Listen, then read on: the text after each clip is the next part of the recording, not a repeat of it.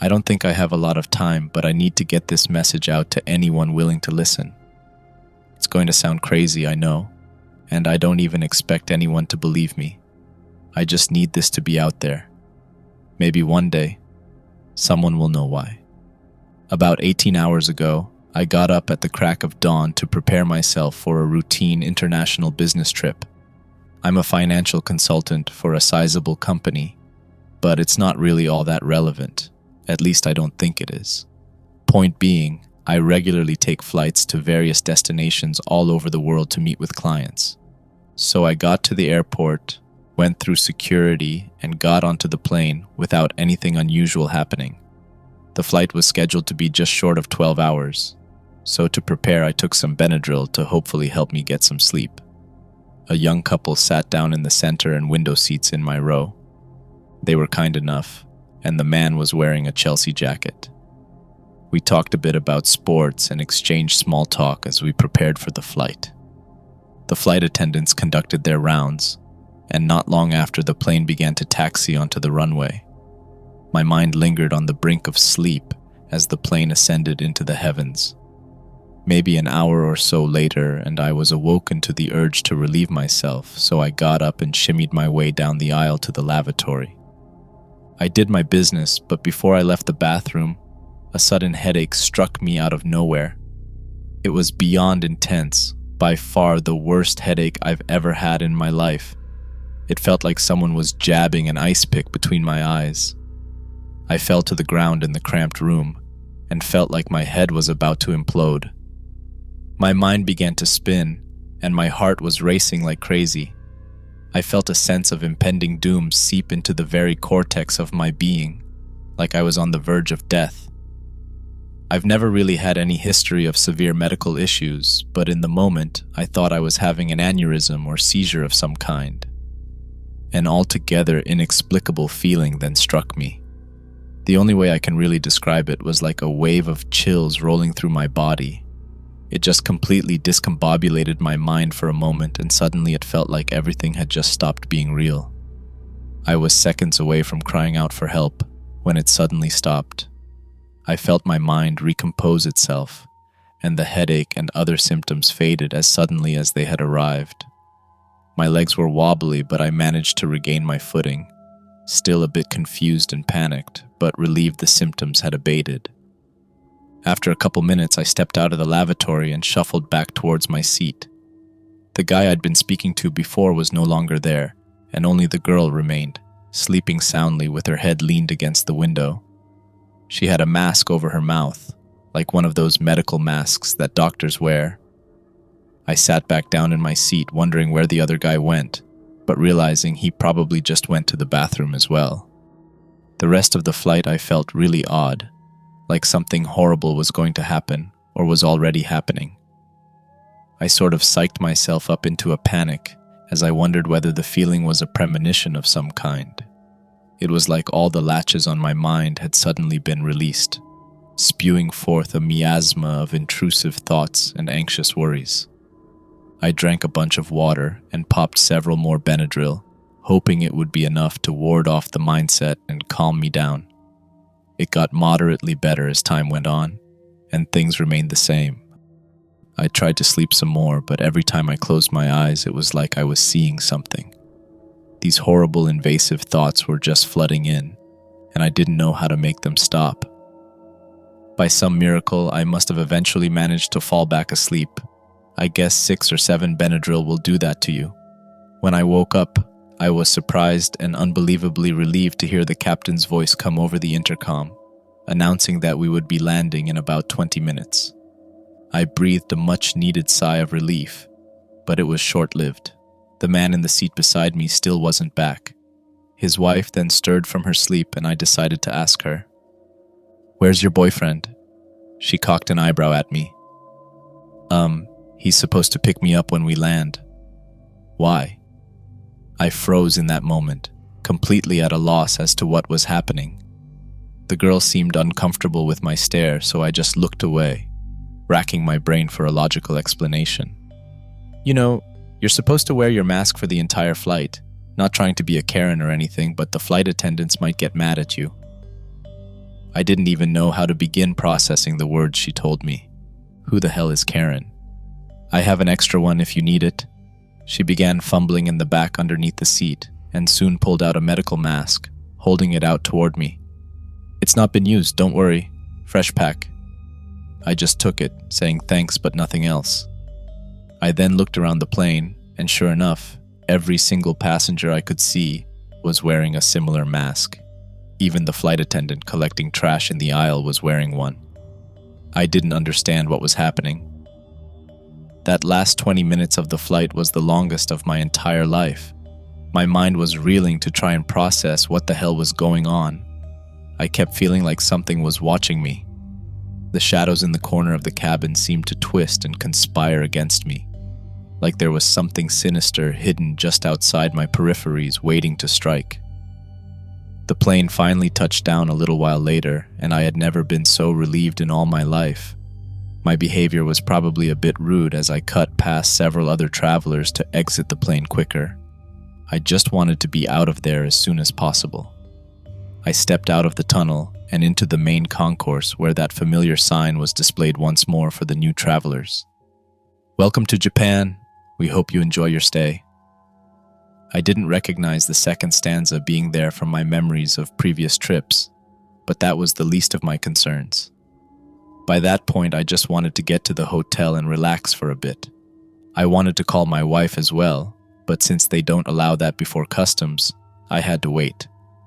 Everyone I saw was wearing masks, so I decided it'd be in my best interest to just continue wearing mine as well. I got to the customs agent and begrudgingly waited a good 20 minutes before finally being called up to a window. The booth agent greeted me with friendly eyes and a masked smile as I handed her my passport and declaration form. I watched her look them over, and her head tilted slightly to the side as if she were confused about something. She glanced between me and my passport several times before holding it out to face me. "Can you remove your mask, please?" I was more than happy to oblige, as those damn things really make your face hot. Her eyes shot between me and the passport several times, but her confusion didn't diminish. If anything, it only grew more pronounced. "This is where you are from?" she asked, pointing to the name of my country on the document. I nodded, hoping to get through the ordeal as quick as possible. It seems it really wasn't my lucky day, as the next thing I know, I was surrounded by 4 men. They politely yet firmly suggested that I step away with them, and since I couldn't really say no, I agreed and followed them. The eyes of other travelers stared inquisitive daggers into my neck as I went. The men opened a small windowless room and beckoned me inside. I thought then that maybe I should call my lawyer, but just hoped the situation would be sorted out without that hassle. One of the customs agents asked where I was from, and I told them the truth. They eyed each other with confused glances. Another man then stepped forward, brandishing my passport and opening it to the page with my picture. "This is you, yes?" I nodded. He flipped through the booklet, and I saw the stamps of dozens of other places I'd visited throughout the years. That seemed to confuse them even more. "How did you get these?" he asked. "Because I've been there before, how else?" My tone heightened in irritation, and I tried to swallow it back down, knowing it wouldn't help the situation. "With this?" I nodded. The men then looked at one another before a third man stepped in. He appeared like the more senior agent. He snagged the passport from the other man and looked it over for a moment. His stern eyes then wandered back to me. "This document appears official. You have proper format, registry, and even a collection of stamps proving you have used it before. The only problem is this." He pointed to the name of my home country. "This is not a registered sovereign state within our records. This country does not exist." I couldn't help but scoff and stammer for a moment in confusion. "What? What do you mean it doesn't exist? I was just there this morning." The man seemed unconvinced, and I offered to prove it by calling someone back home. They were hesitant, but eventually they agreed. I took my phone out and dialed my branch manager. "The number you have dialed is not currently registered. Please try your call again." I nearly dropped my phone. I tried dialing others. My wife, a few coworkers, the front desk, my own mother. None of them worked. None of them went through. Well, okay, 1 or 2 worked, but the people that answered were strangers and didn't know what I was talking about. What the hell is going on? I sat back down in my chair, mind beginning to spin similar to how it did on the plane. One of the agents began to say something. I looked to him and recoiled in my chair. His face was gone, replaced only by shadow. I stumbled back, slamming into the wall behind me. The men jumped up from the table, eyeing me with odd, contorted faces while they raised their non-lethal stun guns in defense. I just pressed my hands to my face and tried to make it stop. "Sir, are you okay?" one of them asked, and I felt a hand touch my shoulder. Slowly I lowered my hands and found that things had returned to normal. I apologized profusely to the men and told them it had been a long flight and I was severely exhausted. They asked me a few more questions, but none of us were able to make sense of the situation. Luckily for me, they were kind and patient, viewing me less like a threat and more like a curious anomaly. I'm guessing they'd never really come across someone with a situation like mine. After all, if I was some terrorist or something and made myself a fake passport, then why the hell would I choose a country of origin that didn't exist? I'd have to be the dumbest terrorist in the world to do that. After about an hour of interrogation, we weren't any closer to figuring things out. The agents told me they could not yet grant me access into Japan, but they offered to put me up for the night in the airport's hotel while they tried to sort things out. I was just happy to be leaving that room, and the prospect of finally getting some sleep was more alluring than anything by that point. They escorted me all the way there, which would have been slightly intimidating, but they did not seem overtly hostile. If anything, they were every bit as confused and interested in my case as I was. We had just left the terminal when something curbside caught my eye. I nearly jumped as I saw yet another shadowy silhouette looming in the distance. This time, it looked clearer than before, yet still there was next to no features, just a blank human-shaped hole in reality. No one else seemed to notice or be concerned by its presence, but the longer I stared at it, the more consumed with panic I became. I desperately hoped it was just some strange side effect of me being exhausted, but I think part of me knew the truth. The posse of agents finally got me checked in and led me to a hotel room. They told me they were going to continue to investigate and meet with me the following morning.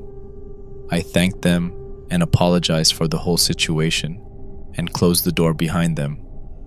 2 of them stood guard outside, and it was implied that I was not allowed to go anywhere. I wanted to do nothing more than fall asleep then, but I knew I couldn't. I dialed my wife for like the 50th time, but again the number was unlisted. I texted too, but got essentially the same response. Desperate for answers, I turned to the internet and tried finding her or anyone I could possibly contact. There was nothing. There was no official record of my home country ever existing, but there was something similar. I don't know how I even stumbled across it, but apparently, back in the 1950s, a man landed in Tokyo with a story eerily similar to my own. He was from a different country than me, one that I have never heard of either.